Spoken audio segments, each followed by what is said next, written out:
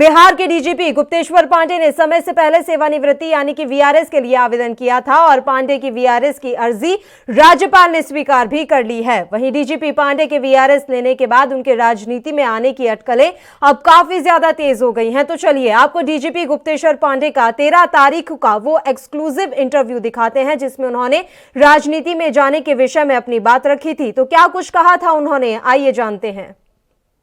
इतनी बातें चलती रहती हैं। अरे आऊंगा, राजनीति में भी जब आना होगा तो शेर की तरह आऊंगा और जनता की ताकत है, जनता के प्यार के भरोसे आऊंगा। चोर की तरह क्या आऊं, पिछले दरवाजे से थोड़े आऊंगा जी।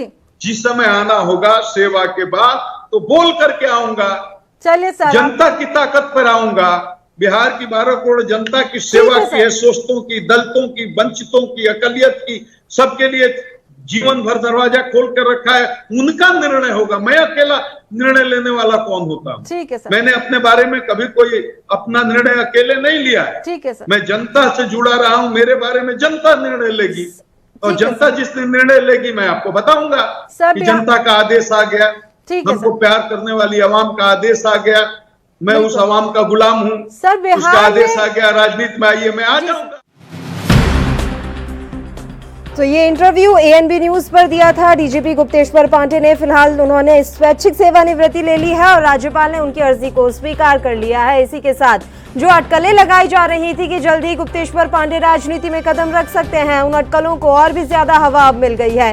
ये अब उम्मीद जताई जा रही है कि बक्सर विधानसभा सीट से वे चुनाव लड़ सकते हैं। तो ये आज की बड़ी खबर मानी जा सकती है बिहार की राजनीति को लेकर। देखिए, बिहार में विधानसभा चुनाव है, ऐसे में अब जो राजनीति है वो लगातार जो है बढ़ती जा रही है। इस समय राजनीतिक सरगर्मियां बिहार में अपने चरम पर हैं। ऐसे में ये बड़ा फेरबदल, सियासी उलटफेर देखने को मिल रहा है। डीजीपी गुप्तेश्वर पांडे ने वीआरएस लिया और उसको स्वीकृति दे दी गई, राज्यपाल की तरफ से मंजूरी दे दी गई।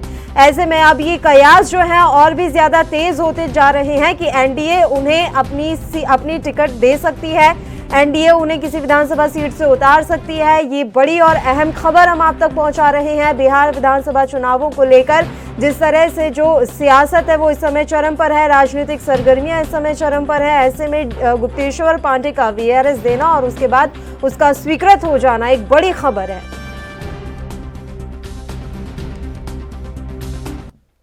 खबर पर ज्यादा जानकारी के साथ हमारे संवाददाता मिथिलेश मिश्रा इस समय लाइव हमारे साथ जुड़े हुए हैं। मिथिलेश, पूरी जानकारी हम आपसे चाहेंगे। स्वैच्छिक सेवानिवृत्ति गुप्तेश्वर पांडे ने ले ली है, इसकी क्या बड़ी वजह माना जाए? जो कयास हमेशा से लगाए जा रहे थे कि वो उनकी जल्दी अब राजनीति में एंट्री हो सकती है, तो क्या इसे उस तरह से ही देखा जाए कि वाकई में अब वो किसी ना किसी विधानसभा सीट से चुनाव लड़ते हुए नजर आएंगे? ये सीधे तौर पर कहा जा सकता है उन्होंने एक आगाज कर दिया है सेवानिवृत्ति कदम उठाने का उन्होंने। अब सीधे तौर पे आपको बता दें कि 31 जनवरी 2019 को इन्होंने डीजीपी पद पर ज्वाइन किए थे और 28 फरवरी 2021 को रिटायर करने वाले थे। 5 महीने पहले उन्होंने राजनीति में अपनी कदम रखने के लिए सीधे तौर पे इस्तीफा दे दिया और इस्तीफा मंजूर भी हो गई। लेकिन सबसे अहम बात ये कही जा रही है कि जिस तरीके से ये राजद में अपनी पहल और मजबूती से चलने जा रहे हैं, सीधे तौर पर कह सकते हैं कि 2 चीज इनकी सामने में आ रही है।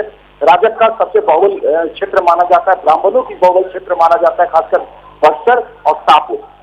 आपको सीधे तौर पे हम बता दें कि शाहपुर क्षेत्र के रहने वाले हैं डीजीपी महोदय और बक्सर भी इनकी काफी अच्छी खासी बैठ है। दोनों स्थलों पे जो हमारे क्षेत्र बताते हैं, दोनों स्थलों पे विगत 6 माह पहले से इन्होंने अपनी पूरी जमीनी स्तर तक जमीनी स्तर तक, अपनी पंचायत स्तर तक सीधे तौर पे अपनी राजनीतिक पहल की बातें कर चुके थे और उन्होंने धीरे धीरे सभी पंचायतों में अपनी बातों को रखते हुए राजनीतिक कदम उठाने का उन्हें कर दिया था। पिछली बार में एक अटकलें भी आई थी, सीधे तौर पे कई लोगों ने लिखा भी था, खबर भी सुर्खियों में लिखा था कि हो सकता है कि डीजीपी महोदय अपनी सुरक्षा से वीआरएस मिलेंगे और राजनीति में उतरेंगे। इसमें खंडन भी किया था, डीजीपी महोदय ने खंडन भी कर करके सीधे तौर पर कहा था कि इन तमाम बातों को गलत है और हमने राजनीति से कोई लेना देना नहीं।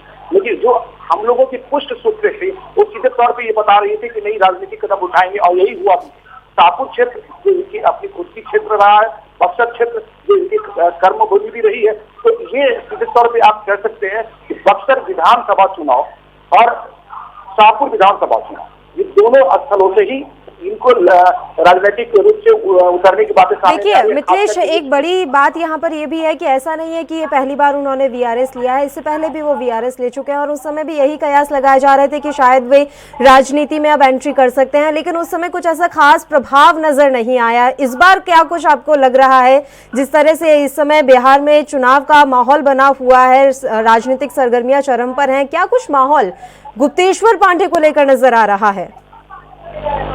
ये पूरी आईने की तरह धीरे धीरे स्पष्ट होते चले जा रहा है। अभी आईना थोड़ी बहुत धुंधली दिखाई दे रहे थे, तो इसके पहले जब ये इस्तीफा नहीं लिए थे उस समय धुंधली दिखाई दे रहे थे, लेकिन इस्तीफा देने के बाद किस तरीके की सरगर्मी है उसमें स्पष्टता नजर आ रहा है कि ठाकुर विधानसभा और बक्सर विधानसभा से एनडीए की टीम से उतर सकते हैं और ये क्लियर लगभग होते चला जा रहा है। क्योंकि मैं आपको पूर्व में बता दूं कि 6 माह पहले से भी ये सारी सरगर्मियां चालू था।